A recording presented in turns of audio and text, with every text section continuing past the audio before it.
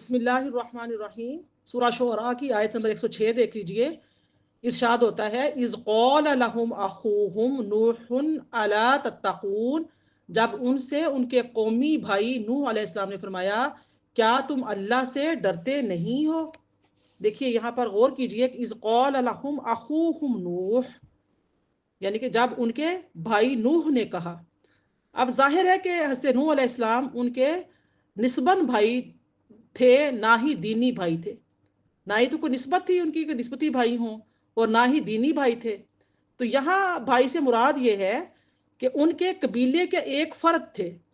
उनका भाई इसलिए कहा गया कि उनकी कौम उनसे मुतनफ़र ना हो, अजनबियत जो है वो महसूस ना करे कि वो कोई अजनबी शख्स हैं, बल्कि वो उन्हीं की कौम के एक फ़र्द हैं, उन्हीं की जिन्स से हैं, उन्हीं की ज़बान बोलने वाले हैं, और जिन अहकाम पर अमल करने की वो दावत दे रहे हैं उन पर अमल करना कोई मुश्किल नहीं है, क्योंकि वो खुद भी उन अहकाम पर अमल कर रहे हैं। तो ऐसे नूह ने अपनी कौम से कहा, क्या तुम डरते नहीं। यानी कि ये इसलिए फरमाया कि वो लोग हज़रत नूह अलैहिस्सलाम के दलाइल के मुकाबले में अपने आबाओ अजदाद की तकलीद को तरजीह दे रहे थे, तो इसलिए फरमाया, क्या तुम डरते नहीं हो। 107 आयत देख लीजिए। फरमाया, इन्नी लकुम रसूलुन अमीन, क्या फरमाया कि मैं तुम्हारे लिए ईमानदार रसूल हूँ। यानी अल्लाह ताला ने मुझ पर जो वही नाजिल की है वो मेरे पास ईमानत है, मैं उसमें कोई कमी बेशी नहीं करता, और जूँ की तूँ वही और अल्लाह का पैगाम तुम तक पहुँचा देता हूँ। अब इस आया मुबारका का दूसरा जो मुहमल है वो ये है कि ऐलान नबूवत से पहले हज़रत नूह अलैहिस्सलाम अपनी कौम में ईमानदार मशहूर थे। जिस तरह नबी करीम सल्लल्लाहु अलैहि वसल्लम ऐलान नबूवत से पहले अपनी कौम में असादिक और अमीन के नाम के लक़ब से मशहूर थे। तो इस कौल से भी हज़रत नूह अलैहिस्सलाम ये दलील कायम करना चाहते थे कि जब मैं लोगों की ईमानत में कोई ख़यानत नहीं करता तो अल्लाह के मामले में कैसे ख़यानत कर सकता हूँ कि उसने मुझे नबी ना बनाया हो, और मैं आप पर वही ना यानी कि मुझे अल्लाह ने वही नबी ना बनाया हो और मुझ पर वही नाजिल ना की हो, और मैं कहूँ कि अल्लाह ने मुझे नबी बनाया है और मुझ पर वही नाजिल की गई है। सो जिस तरह इस आयत से हज़रत नूह अलैहिस्सलाम की नबूवत साबित होती है, इसी तरह इस आयत से हमारे प्यारे नबी सल्लल्लाहु अलैहि वसल्लम की नबूवत भी साबित होती है। फिर आपने जो है ना आयत नंबर जो 108 है, इसमें फरमाया, फत्तकुल्लाह व आतीऊन, सो तुम अल्लाह से डरो और मेरी अताअत करो। अब जब देखिए फरमाया कि जब ये मेरा रसूल होना यानी कि साबित हो गया, तो फिर तुम मेरी अताअत करो और अल्लाह के अजाब से डरो, क्योंकि अगर तुम मेरी अताअत नहीं करोगे तो तुम पर अल्लाह ताला का अजाब नाजिल हो जाएगा। तो लिहाजा तुम मेरे कहने पर अल्लाह को वाहिद मानो और शिरक और बुत परस्ती को तर्क कर दो। आयत नंबर जो 109 है, इसमें फरमाया, वमा अस आलुकुम अलैहि मिन अज्र इन अजरिया इल्ला अला रब्बिल आलमीन। फरमाया कि और मैं तुमसे इस तबलीग हक पर कोई मुआवजा नहीं मांगता, मेरा अजर तो सिर्फ सब जहानों के रब के जिम्मे है। सुभान अल्लाह, बहुत अहम आयात है। यानी मैं अपनी कसबे ज़रूरत या लालच की बिना पर नबूवत का दावा नहीं कर रहा। तुम तक दीन के हकाम पहुँचाने में जो मैं मुशक्क़त उठा रहा हूँ, इस पर मैं तुमसे किसी उजरत का तालिब नहीं हूँ, बल्कि इस मेहनत और मुशक्क़त पर मैं सिर्फ अल्लाह ताला से अजर सवाब का तालिब हूँ। मेरी प्यारी बहनों, बाज़ उलमा ने इस आयत से ये इस्तदलाल किया है, इस आयत को दलील बनाया है कि तबलीग दीन में जो मुशक्क़त होती है उस पर लोगों से मुआवजा लेना और नजराने वसूल करना जायज़ नहीं है। इस बारे में अल्लामा इस्माइल हक़ी जो हैं वो लिखते हैं कि जो शख्स अल्लाह के लिए अमल करता है वो उसका अजर गैर अल्लाह से तलब ना करे। इसमें यह इशारा है कि उलमा जो अम्बिया के वारिस हैं, अम्बिया अलैहिस्सलाम के आदाब के साथ मुत्तसिफ हों और उलूम की अशात और तबलीग में लोगों से कुछ तलब ना करें। और फरमाया कि अपनी तालीम और तदरीस वाज और खिताबात से कोई नफ़ा हासिल ना करें, क्योंकि जो उलमा अपने मवाइज़ यानी कि अपने वाज और खिताबात का सुनने वाले मुसलमानों से कोई नजराना लेते हैं तो उनके जो मवाइज़ यानी कि खिताबात हैं वो सुनने वालों को कोई बरकत हासिल नहीं होती, और ना उलमा को वाज सुनाकर नजराने लेने और मामूली दुनियावी मुआवजे के बदले में दीन फरोख्त करने से कोई बरकत हासिल होती है।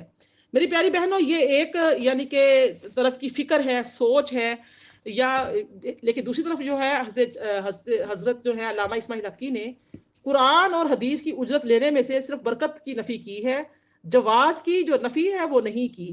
ताहम हमारे नज़दीक बरकत की नफ़ी भी सही नहीं है। रसूलुल्लाह सल्लल्लाहु अलैहि वसल्लम ने कुरान मजीद की उजरत लेने की इजाज़त दी है और अकाबिर सहाबा कराम दीनी खिदमात का मुआवजा लेते रहे हैं, तो इस मुआवजे को बेबरकत बेफैज़ कहना किसी तरह भी सही नहीं है। इमाम बुखारी जो है उन्होंने हज़रत इब्ने अब्बास रज़ी अल्लाह ताला अन्हुमा से एक हदीस मुबारक रिवायत की है। इसके आखिर में रसूलुल्लाह सल्लल्लाहु अलैहि वसल्लम का ये इरशाद है कि जिन चीज़ों पर तुम उजरत लेते हो उनमें उजरत की सबसे ज़्यादा मुस्तहिक अल्लाह की किताब है। इमाम मोहम्मद बिन साद अपनी सनद के साथ अता बिन साइब से रिवायत करते हैं कि हज़रत अबू बकर को खलीफा बनाया गया तो वो सुबह को कपड़ों की एक गठरी लेकर फरोख्त करने के लिए बाजार गए। उनकी हज़रत उमर और अबू उबैदा बिन जराह से मुलाकात हुई तो उन्होंने पूछा, ए खलीफा रसूल, आप कहाँ जा रहे हैं? तो हज़रत अबू बकर ने कहा, बाजार।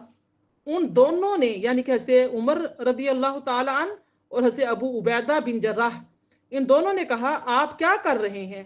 आप मुसलमानों के खलीफा बन चुके हैं। तो हज़रत अबू बकर ने कहा, फिर मैं अपने अहलो अयाल को कहाँ से खिलाऊंगा? तो उन दोनों ने कहा, आप चलिए, हम आपके लिए वजीफ़ा मुकर्रर करते हैं। फिर उन्होंने हज़रत अबू बकर के लिए हर रोज़ आधी बकरी और सर और पेट ढांपने का लिबास मुकर्रर कर दिया। अबू वाइल बयान करते हैं कि हज़रत उमर ने कहा, मैंने अपने लिए बैतुल माल को यतीम के दर्जे में करार दिया है। जो मुस्तगनी हो वो इज्तनाब करे और जो ज़रूरतमंद है वो खा ले। बाज़ उलमाए कराम मुस्तगनी होते हैं, अल्लाह पाक ने बहुत दिया होता है, नवाजा होता है, वो अपनी गाड़ियों में आते और जाते हैं, अल्लाह पाक ने नवाजा हुआ है, वो पेट्रोल वाला खर्च करते हैं, कुछ भी उनको फ़र्क नहीं पड़ता। लेकिन बाज़ उलमाए कराम इतने मुस्तगनी नहीं होते तो वो दूर दराज के लिए सफ़र करते हैं, सफ़र करने को जाते हैं, आपको अपना वक़्त दे रहे हैं और कीमती आपको इल्म दे रहे हैं, अल्लाह पाक की दीन को समझा रहे हैं, बता रहे हैं, दीन की तबलीग कर रहे हैं। उन्होंने अपनी तमाम जो मसरूफियात हैं अपने आराम को तर्क किया है आपको राह हिदायत दिखाने के लिए। इस तरीके से उनकी यानी कि वो गाड़ियाँ जिस गाड़ियों पे वो जाते हैं आते हैं, उनके पेट्रोल हैं, उनके खराजात हैं, उनके खर्चे हैं, या वो उलमाए कराम जो या वो हुफाज़े कराम जो कुरान पाक की तालीम देते हैं, नाज़रा कुरान पढ़ाते हैं, उन्होंने अपने तमाम मसरूफियात को, अपनी तमाम ख्वाहिशात को, अपने आराम को बालाए ताक रख कर अपने आप को आपके बच्चों के लिए आपके लिए वक्फ किया हुआ है। उनके एसी चल रहे हैं, लाइटें चल रही हैं, पंखे चल रहे हैं, स्टूडेंट्स जो आते हैं पढ़ने के लिए वो उनके यानी कि चीज़ों की तोड़ फोड़ कर देते हैं, घरों को ख़राब कर देते हैं और मामलात बड़े होते हैं। तो उसके अगर वो अपना हदिया कोई मुकर्रर करते हैं तो बिल्कुल मुकर्रर करना जायज़ है, वो अपने टाइम की कीमत ले रहे हैं। अल्लाह पाक के कलाम का हदिया उसकी कीमत तो कोई भी दे नहीं सकता, बिल्कुल भी नहीं दे सकता, ये तो सोचना भी नहीं होता। जब एक दुनियादारी के जो अलूम पढ़ाए जाते हैं, एक एक सब्जेक्ट के यानी कि इतने इतने महंगी फीसें होती हैं, आप महंगे तरीन टीचर्स लेते हो, अकेडमीज लेते हो, आप ड्राइवर हायर करते हो, आप पिक एंड ड्रॉप के लिए अपने ड्राइवर्स को लगाते हो, बच्चों के लिए वक्फ करते हो, उनके भारी भरकम फीसें दे रहे होते हो, स्कूलों की कॉलेजों की अलग दे रहे होते हो, अकेडमीज की अलग दे रहे होते हो, ड्राइवरों को अलग पे कर रहे होते हो। इतनी भाग दौड़ इतनी मुशक्कत आप दुनियावी अलूम के लिए कर रहे होते हो जो कि दुनिया के सिर्फ के लिए फ़ायदा है, और आखिरत में जो फ़ायदे वाली किताब है अल्लाह पाक का कलाम पाक, जिस पे नबी सल्लल्लाहु अलैहि वसल्लम ने फरमाया कि जिन चीज़ों पर तुम उजरत लेते हो उनमें उजरत की सबसे ज़्यादा मुस्तहिक जो है वो अल्लाह पाक की किताब है। तो अल्लाह ताला की किताब के मामले में जब उजरत देने का या हदिया देने का मामला आए तो एकदम से रंग जो है वो पीले हो जाते हैं, एकदम परेशानी हो जाती है, चेमगोइयाँ शुरू हो जाती हैं। तो ये जो अल्लाह पाक की किताब के साथ सलूक एक मुसलमान का अच्छा नहीं है।